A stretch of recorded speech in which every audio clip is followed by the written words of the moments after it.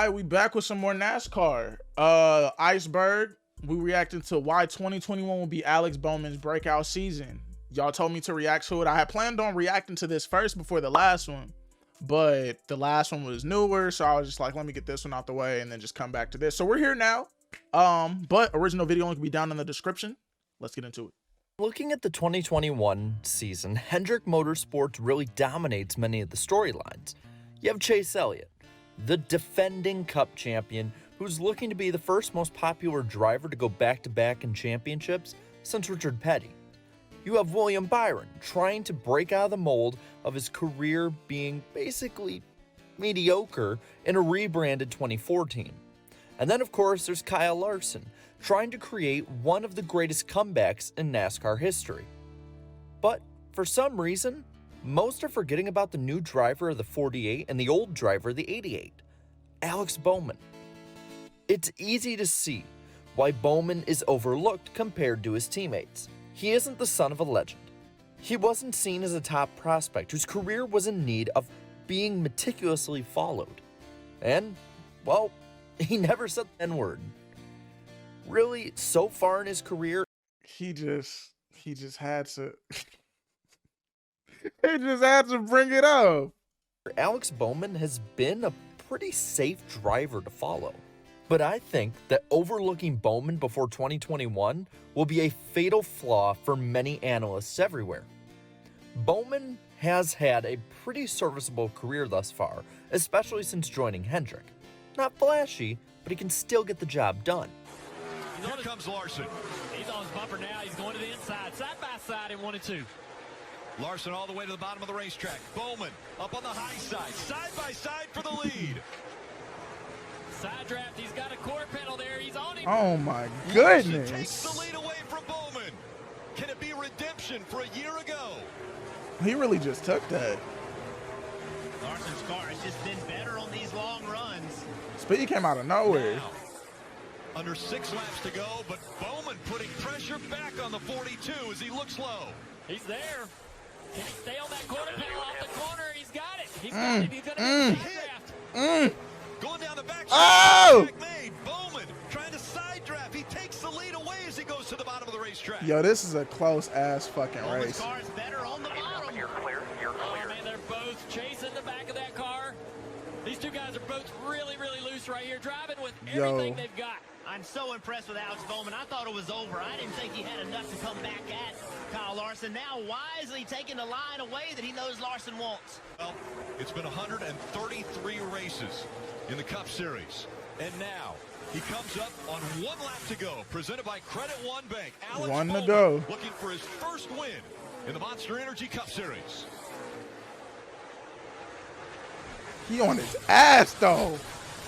Alex Bowman has finished in every position in a Cup Series race, 2nd through 43rd, but he's never finished first. Working his way through the Alex final Bowman turn. did his thing. Alex Bowman will win at Chicago. That was a good ass fight. I liked watching that. That was entertaining. Flag waves, 1 to go, sponsored by Credit One Bank. Austin Dillon to the pit lane for tires with 1 to go. Kyle Busch 9.7 back and closing as fast as he can. You know, this is one of those drivers, he doesn't have this long-term contract at Hendrick Motorsports. His future's a little bit unknown. This moment right here, if he can complete this, which it looks like he will, a huge moment for Alex Bowman's career and future, and this season that he and Greg Ives and Hendrick Motorsports are starting to put together. Alex Bowman comes to the stripe to win the Auto Club 400. Career win number 2. Now the wins are nice, really nice, but Bowman has shown improvement every year that he has raced at Hendrick Motorsports. In 2018, he had 3 top 5s and 11 top 10s. This led to him finishing 16th in points, last of the 2018 playoff drivers. In 2019, he took a step up with his first Cup win at Chicagoland. This was one of 7 top 5s that he had, and he went on to finish 12th in the standings that year. Okay. Then in 2020, he won at Auto Club and had 6 top 5s and 15 top 10s, a career high, and led to him finishing an astounding 6th in the points. And if you're on a hot streak, you're going to keep going, right? Of just it's only going to keep going raw up. Stats, he has shown a trajectory of improvement throughout the time he has been at Hendrick. He's making sense. But 2020's end showed a true glimpse into Alex Bowman's true potential. From the 25th race of the season at Dover through the finale at Phoenix, Bowman finished 16th or higher in every race, including 4 top 5s and 9 top 5s and a round of 8 berths. Top 10. It didn't matter what track it was either. It didn't matter the track type. In the last 10 races of the season, only series champion Chase Elliott scored more points in AB. So not only does that say that this is a team deal, it instead shows that HMS as a whole is showing improvement. This may be in part to Chevrolet having a new engine package.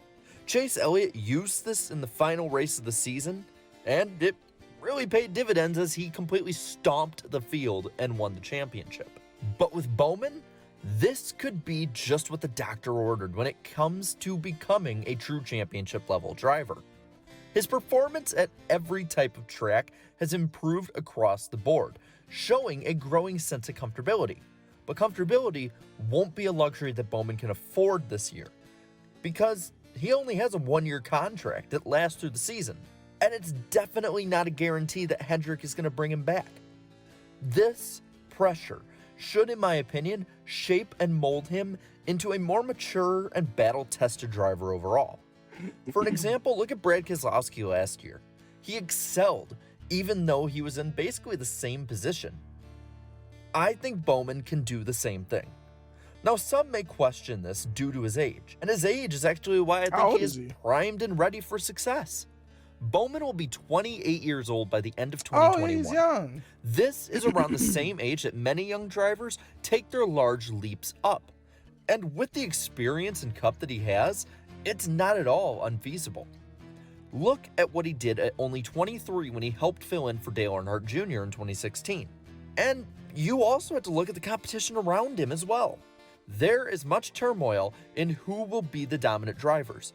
Kyle Busch struggled last year, and so did Martin Truex Jr.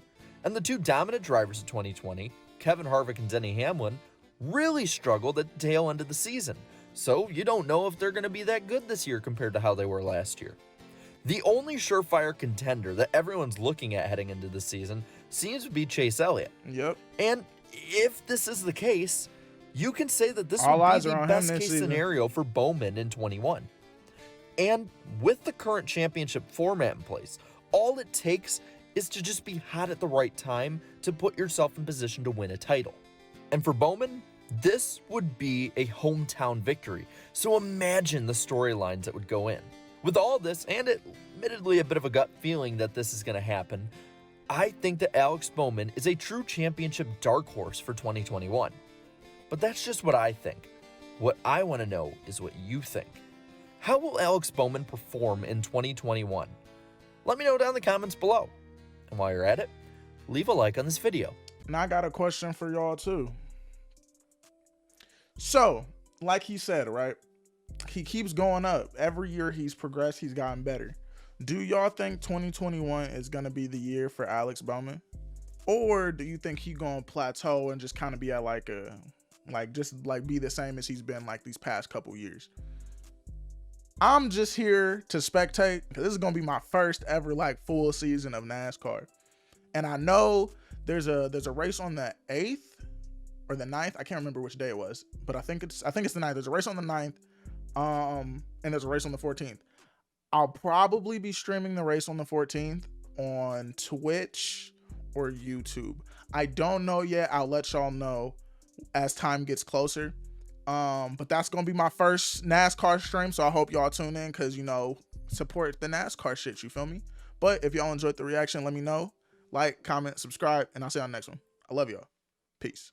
Do what you want if you got the money, just pray your niggas remain 10 toes down, do all the shit, do all the hits, do all the misses, do all the differences. We all different, only God knows, he's omniscient, nigga I know, I'm the shit, so I don't let a fuck nigga catch me slipping.